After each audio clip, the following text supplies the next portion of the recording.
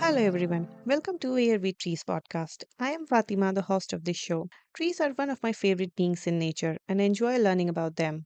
There are not many podcasts that talk about trees, so I started this show to spread awareness about some common Indian trees. Every week, I share my stories related to the tree of the week, describe it to you in detail, and then help you with keys to identify it in the wild.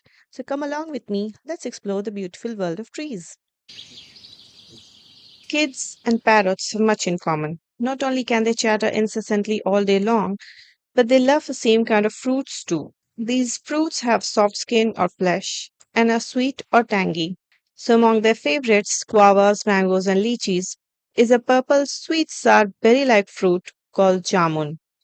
The kids and parrots can vanish a bowl or a branch full of these fruits and yet clamor for more. As grown ups, we become more choosy and find that the raw fruits are either too astringent or too sour. We haven't lost our liking for it, just that the fruit has transformed into juices and sherbets, and they're equally delicious. Come summer, jamun starts turning our days purples and blues in a good way as the fruits flood the farmers' market. Jamun fruits are very commonly known in India, yet when it comes to identifying the tree of jamun, I know that it can be a bit confusing because of the immense variations in its leaves and fruits. The tree is very common, yet I have met many people who find it difficult to identify it. So, in this episode, I will help you with distinct keys that you can use to easily know your jamun trees. But before we enter the grove of jamuns, let me tell you my tree story first. When we went to the hills of Yelagiri this summer, I was excited to spot different types of trees there as I was hoping they would be different from the ones we have in the plains. I thought the elevated place would have different kinds of flora as the climate would be cooler, but that was not the case. Neither the climate was cool nor the trees were much different. But the place has an abundance of trees, that's for sure. Among the many that I came across were Indian gooseberry, star gooseberry, champak, jackfruit, Indian laburnum, elephant ear figs, and many jamun trees. In fact, in the same neighborhood, I saw different varieties of jamun trees because their leaves were distinctly different. I couldn't see any fruits in the trees, but they must be there, beginning to form as the flowering season is over, and the fruits become available starting with the monsoon. I have seen many jamun trees before going to this place, but during this trip, one tree in particular became my favorite, and I love to tell others about it. It was a large and elegant tree. Its crown was lush with glossy green leaves, and beneath it, even in the midday, was a cool dark shade. It seemed to be an old tree because its roots were thick, which were poking out of the ground a few feet away from it. This tree was a hot spot for birds, and like a magnet, attracted the rich local bird life. Besides being a tree spotter, I'm an avid bird watcher too, so I trained my eyes on its branches for a long time, ignoring the aches and pains. I easily spotted Indian robins, red-vented bulbuls, ashy perennials, sunbirds, and common sparrows. There were other birds too, whose songs echoed in the canopy, but I couldn't see them. I really enjoyed sitting and walking under this tree a lot. So I can safely say that I will remember this tree, like all the other trees that have left an impression on me and have talked about in my other episodes, because some trees simply charm me with their tree magic, and then it becomes impossible for me to forget them as individuals. Syzygium cumini belongs to the myrtle family. Its common name is Java plum or Indian blackberry, and in Hindi, it's commonly known as jamun. In Hindi, whenever we talk about the specific shade of the color purple of the fruit, we call it jamuni, a rich, velvety purple.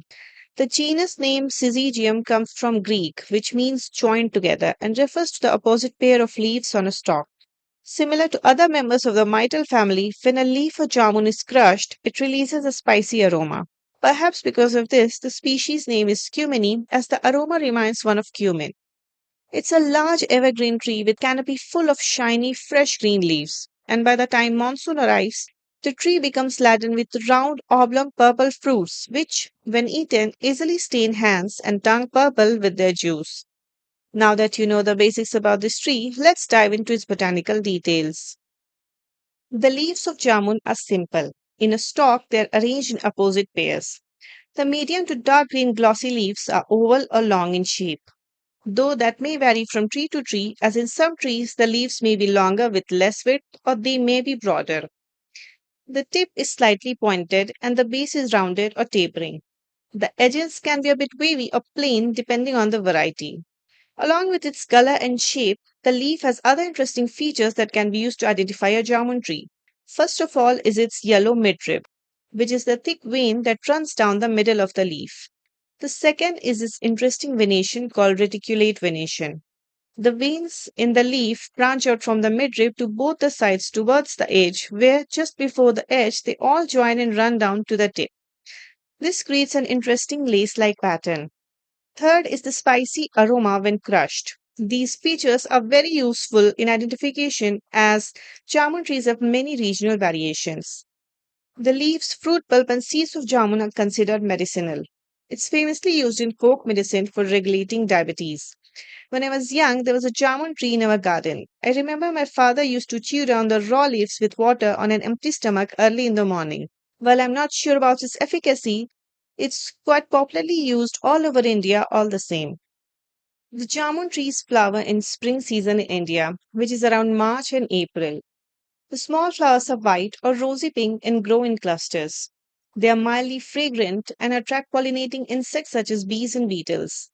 The honey made from jamun flowers has mild spicy aroma, tastes slightly bitter, and has an amber color. The jamun tree is most popular because of its fruits. The fruits of jamun are drupes, which means a single seed is surrounded by fleshy pulp. The purple fruits are either round or oblong. They come in a variety of sizes from small berries to plum sized. Also, depending on the tree variety, they could be sour, sweet, or a mix of both, but they are all of the astringent quality because of the tannin in the juicy pulp that dries the mouth and throat and makes your mouth pucker. A trick to cut this effect is to eat the fruits with a dash of salt or lemon juice. Apart from being known for its interesting flavor profile, jamun is known for its health benefits too. The fruits are packed with vitamin C, iron, calcium, magnesium, phosphorus, and many other vitamins and minerals. The juice of the fruit is purple and easily stains fingers and tongue due to the presence of a pigment called anthocyanin. The fruits are mostly eaten raw but are also turned into sherbets, sorbets, jams, jellies, and candies. The bark of jamun is light grayish brown or light brown. The trunk may have cracked bark or may flake off easily. Higher up, the young branches may be smoother. The crushed bark is used in local medicines for various ailments. The wood of the jamun is reddish brown and smooth. It is strong and termite resistant and is used to make furniture, farm equipment, railway sleepers, and so on. The jamun is an evergreen tree and is native to the Indian subcontinent and Southeast Asia. Not only does it easily grow in the wild, but is also a preferred tree to plant on roadsides and avenues because it looks graceful and provides good shade. While jamun does well in the moist tropical places such as riverbanks and besides lakes, it grows fine in drier areas too that receive some rainfall. But they generally don't do well in arid places. They are also cultivated for their fruits and to make a variety of products out of the leaves and fruits, such as dried jamun seed powder or packed jamun juices and whatnot. In the wild, the jamun has a great number of regional variations in its leaf, fruit, and bark that it would have been difficult to identify the species had it not been for some common features in all the trees, such as leaf venation, tannin based astringency of the fruit, etc.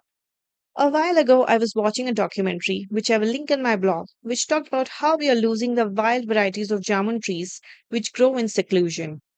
The deforestation has dwindled their numbers, and if not propagated with help, they may disappear completely. We may have lost many such jamun varieties already. Such trees need to be looked for and their seeds collected so that they can be grown in greater numbers and planted in different locations so that our jamun varieties are preserved. Because of such rich variations in the same species, Syzygium cumini is referred to as polymorphic species, a species which can have many local variations. Anyway, jamun fruits are devoured with equal zest by both frugivorous birds and mammals. Wild animals such as monkeys, civets, jackals, and squirrels either grab the fruits from the trees or forage them from the ground just under the trees. Fruit bats swoop down on these purple delectables for their nighttime dinner banquet. The jamun trees are famous not only for their delicious, tarty, juicy fruits, but also for the myriad of benefits of its leaves, bark, and fruits. In traditional medicine or in households, they are put to different uses. Jamun is so intricately woven into the Indian culture that many old mythological stories feature it.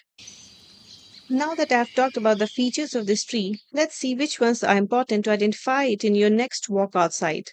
The most prominent ones are the purple berry like fruits, but there may be other trees with similar looking fruits such as falsa or kokum. So one can check out the leaves to be sure. The features of the leaves that I have discussed in the leaf section rule out other trees and can definitely point out to the jamun. The fruits can be crushed to check their purple pulp that easily tinges the fingers. The tree crown spreads and falls in a graceful rounded look with mostly an upright trunk. Once you are sure that's a jamun tree, you are safe to eat the fruit. If it's mostly tart with maybe a bit of sweetness and a lot of astringency, then there will be no doubt left that that's a jamun tree. Anyway, and that's all for today's episode. For all of my episodes, I refer to several resources and add my own observations. You can find the complete list of resources on my blog. You can find the link to my blog in the About tab.